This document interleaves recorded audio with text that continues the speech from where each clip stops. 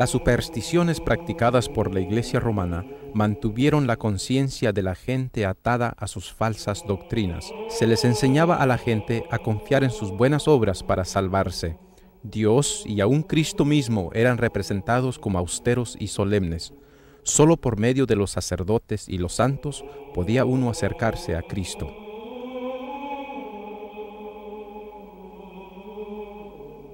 Este altar, que está en Chiesa del Gesù, Roma, representa a María echando fuera del cielo a dos reformadores. Ellos son Martín Lutero y Juan Hus. Al pie del altar, un pequeño ángel arranca las hojas de un libro, la Santa Palabra de Dios, la Biblia.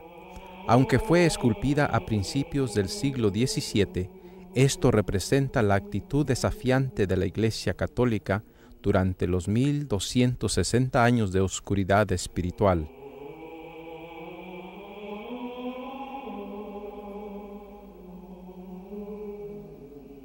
Los valdenses conocían las enseñanzas de Roma y la falta de libertad en que la gente vivía. Como fieles misioneros, ellos anhelaban dirigir a tales personas hacia el amante Jesús, quien murió para que pudieran tener la verdadera libertad. Hallando a los sinceros de corazón, ellos les enseñaban que Jesús es su verdadero sacerdote, que solo a Jesús debían confesar sus pecados y que Jesús es fiel en perdonarles y limpiarles del pecado. De este modo la luz de la verdad penetraba en muchas mentes oscurecidas. El sol de justicia brillaba en el corazón, llevando salud con sus rayos. Así se les disipaba el temor de la muerte y podían levantar la vista y aceptar a Cristo totalmente. Aunque después los nuevos conversos confrontarían persecución, ellos se hallaban llenos de gozo y valor, y así como los demás seguidores de Cristo, ellos comunicaban a otros acerca de la nueva fe, y muchos se unían a los creyentes valdenses. En el año 1488, el Papa Inocencio VIII decretó que todos los valdenses de los Alpes de Cotián fuesen muertos.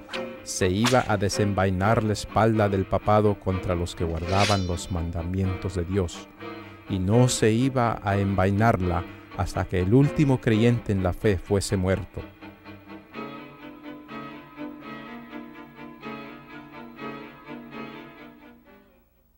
Roma insistía que los valdenses debían someterse bajo su poder.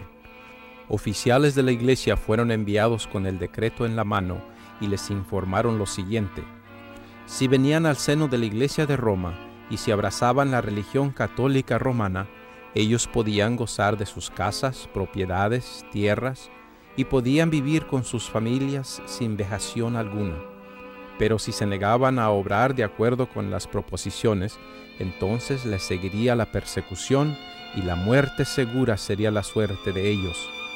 Frente a las proposiciones presentadas, los valdenses noblemente declararon que bajo ninguna consideración renunciarían su religión. Debido a la negativa de ellos para someterse a Roma, el papado escogió a Alberto Cattaneo para dirigir un ataque osado contra los valdenses. El plan del ataque consistía en dar un golpe mortal en el centro del territorio de los valdenses, el valle de Angroña. El ejército de Cattaneo se separó en dos divisiones. Una división, dirigida por el mismo Cattaneo, se movilizó hacia el Prat del Tor en el valle de Angroña, destruyendo todo a su paso. La otra división, bajo el cruel Lapalú, se dirigió hacia los Alpes de Dauphin y entró al valle de Loise, un profundo desfiladero rodeado por altas montañas. Los exploradores valdenses observaron que las fuerzas del papado invadían su territorio. Entonces, colocando sus bienes sobre las carretas y juntando sus rebaños y manadas, los valdenses escalaron precipitadamente los escarpados pendientes del monte Pelvoux hasta una altura de 1800 metros sobre el valle. Cánticos de alabanza a Dios se elevaban de sus labios, desvaneciendo así el terror. A media cuesta, encima de un inmenso precipicio, encontraron una plataforma de roca que guiaba a una gran caverna. La cubierta de la cueva formaba un magnífico arco que se estrechaba gradualmente hasta formar un pasaje pequeño y después se ensanchaba en un espacioso corredor. Las manadas fueron distribuidas en los huecos laterales de la cueva. Padres, madres y niños se alojaron adentro y la entrada fue barreada con grandes piedras. Luego hombres apuestos se pusieron para vigilar. El enemigo, sabiendo que su presa estaba en la cueva, se acercó por arriba.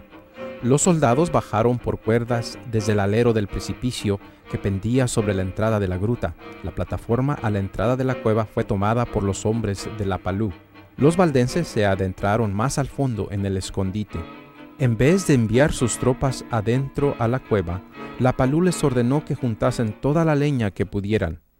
Entonces, amontonándola a la entrada de la cueva, prendió fuego. Un denso humo oscuro penetró en la cueva. Uno no puede imaginarse el sentir del pueblo de Dios en esa cueva, cuando el humo llenó la caverna sofocando a todos los que estaban allí. De seguro que se aferraron a las promesas de Dios. No temas en nada lo que vas a padecer.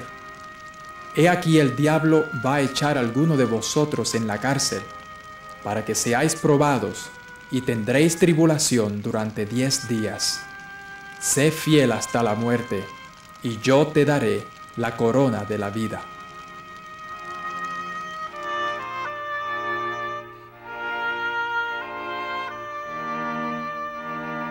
Cuando se examinó posteriormente la caverna, se hallaron 400 niños asfixiados en sus cunas o en los brazos de sus madres muertas.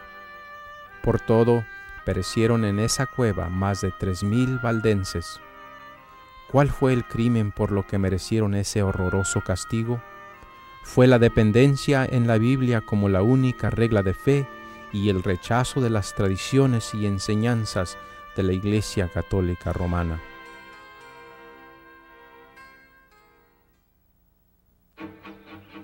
Mientras la Palú cumplía su misión de destrucción en el monte Pelvoux, Cattaneo dirigía su ejército al norte y oeste para destruir a los valdenses en el valle de Angroña.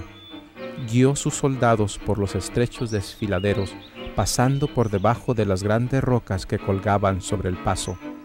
Cattaneo y su hueste no hallaron resistencia.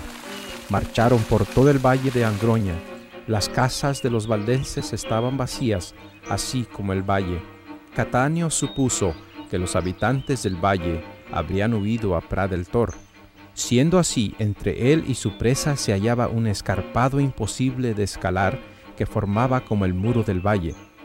Parecía que el enviado del Papa y su ejército iban a ser detenidos por esta barricada natural. Se podían ver las montañas blancas que rodeaban el Prat.